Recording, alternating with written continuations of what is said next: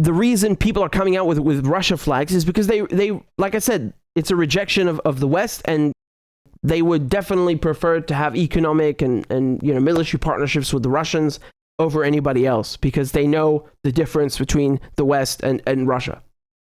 But don't put it past the Americans, and don't put it past Victoria Nuland, to screw the French just to give America a better cut, right? And to get one up over the French.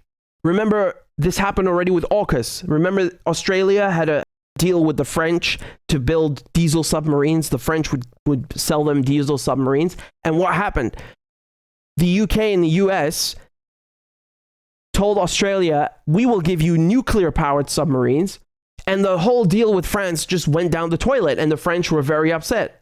And even though all of these countries, in the case of France and the UK and US, are NATO and allies and members, doesn't matter. When it comes down to it, the Americans will put themselves first, definitely, before everybody and anyone, and they always do that. So there is a possibility, even if it's just a tiny possibility, that the Americans are waiting to see what happens and how the new leadership react to their cooperation with America. And having this general, this brigadier general that we just talked about, and his good ties with American officers and so on, that might be an avenue that they exploit. So they might be waiting for the French to get out, and then they will just usurp whatever resources and control the French had. You have to understand that the anti-French and anti-colonial, it's really what it's about is anti-colonial. It's not about anti-French just for the sake of, they don't like baguettes or something. No, this is people in Niger saying we are sick of being exploited. You should not underestimate the level of anti-colonial sentiment in Niger or any other country, right?